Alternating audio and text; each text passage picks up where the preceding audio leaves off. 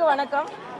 மரியாதைக்குரிய புரட்சி தலைவர் எம்ஜிஆர் அவர்களுக்கு மரியாதை செலுத்துவதில் நான் பெருமை அடைகிறேன்.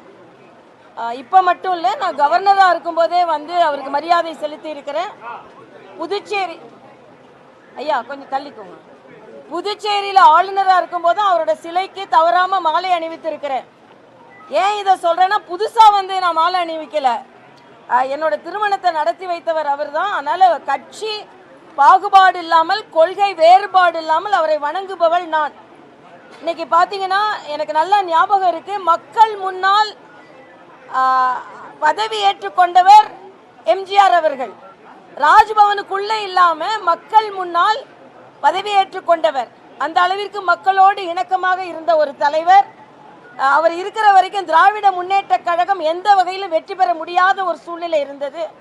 அதனால அவருக்கு எனது வணக்கத்தை நான் தெரிவித்துக் கொள்கிறேன்.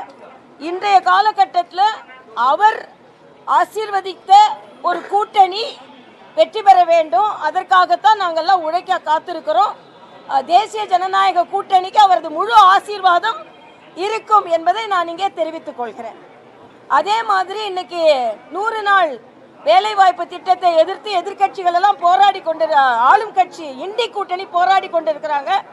அங்க செவிலியர்கள் போராடி கொண்டு இருக்காங்க, குண்டு கட்டா தூக்கிட்டு இருக்காங்க. அதே மாதிரி அங்க துப்புரவு தொழிலாளர்கள் குண்டு கட்டா தூக்கப்பட்டு கொண்டு இருக்கிறார்கள். ஆனா இங்க வந்து 125 நாள் ஆக்குனதுக்கு போராடி கொண்டு இருக்கிறார்கள். இதை எனது வன்மையாக கண்டிக்கிறேன். 150 நாள் ஆக்குவேன் திமுக சொன்னாங்க. அது இல்லாமல் இன்று இந்த போராட்டத்தை நான் வன்மையாக கண்டிக்கிறேன். நான் ஏற்கனவே சொன்ன மாதிரி மரியாதைக்குரிய புரட்சி தலைவர் அவர்களின் ஆசீர்வாதம் தேசிய ஜனநாயக கூட்டணிக்கு இருக்கும்.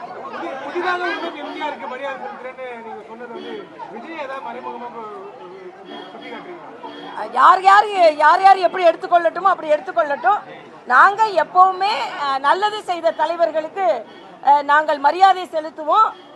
வெறும் கொள்கை தலைவர்களாக வைத்துக்கொண்டு படத்தை வைத்து மட்டும் வைத்துக் கொள்ளாமல் அவர்களை பின்பற்ற வேண்டும். அதாவது எம்ஜிஆர் எப்படி நான் ஏற்கனவே சொன்னேன்னா, மக்களோடு இணைந்து அவர் தனது பதவியேற்பு விழாவை நடத்தினார். அதனால மக்களோடு மக்களா இருக்கிறவங்களுக்கு தான் எப்பொழுதே அங்கீகாரம் கிடைக்கும் என்பது. இல்ல அப்படிலாம் இல்ல, அதாவது வாக்குக்காக இல்ல, அவர் செய்த நல்லது. அதனால தான் தேசிய ஜனநாயக கூட்டணிக்கு அவரது முழு ஆதரவு இருக்கிறது, ஆசீர்வாதம் இருக்கிறது என்று நான் சொன்னேன். ஏன்னா மரியாதைக்குரிய பாரத பிரதமர் அவருக்கு இன்னைக்கு சென்ட்ரல் ஸ்டேஷன்ல இருந்து வரும். அவர் பேரை வச்சதே மரியாதைக்குரிய பாரத பிரதமர் அவர்கள் தான். அதே மாதிரி இன்னைக்கு அவர் ஆரம்பித்த கட்சியோடு கூட்டணி வைத்திருக்கிறோம். அதனால நிச்சயமாக தேசிய ஜனநாயக கூட்டணிக்கு அவரோட ஆசீர்வாதம் இருக்கும் என்பது எனது தெளிவான கருத்து.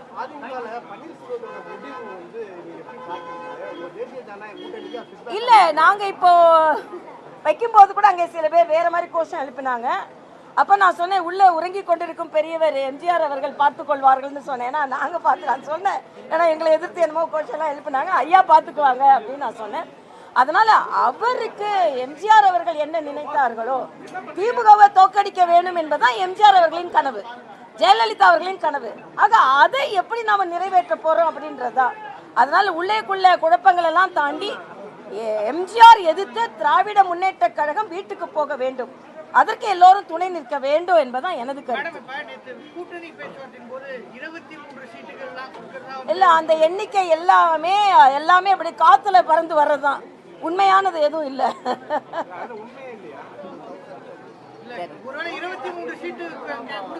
ஒருவேளை இருவேளை மூவேளை எல்லாம் கிடையாது, எல்லாம் முழு அதிகாரப்பூர்வமா வரட்டும் அப்ப சொல்றேன்.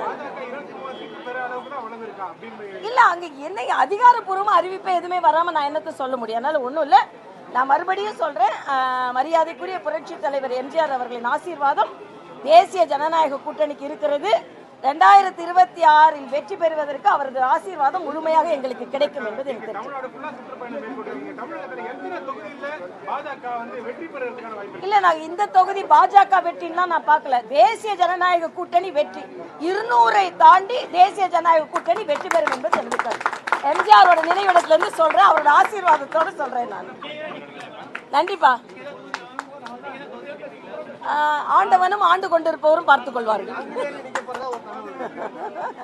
எந்த நேரு எந்த நான்குலாம் எனக்கு தெரியாது. எங்க மோடி அவர்களை சொல்றேன். நல்லாட்சின்றது நாங்க சொல்றது மோடி தான். அதனால இங்கதான் நல்லாட்சியே நடக்கலையே. அதில் இவர் ஆண்டு கொண்டிருப்பவர்னு நாங்க நினைக்கல, ஆண்டவர்னு நினைக்கல. ஆண்டவர் நினைக்கிறது மேல உள்ளவர், ஆண்டு கொண்டிருப்பவர்னு எங்க மோடியை தான். இவங்க தான் ஆண்டவரே வேணான்றாங்களே. உண்டியல் வேணும், ஆனா ஆண்டவர் வேணாம். அதான் இங்க உள்ள கொள்கையா இருக்கு.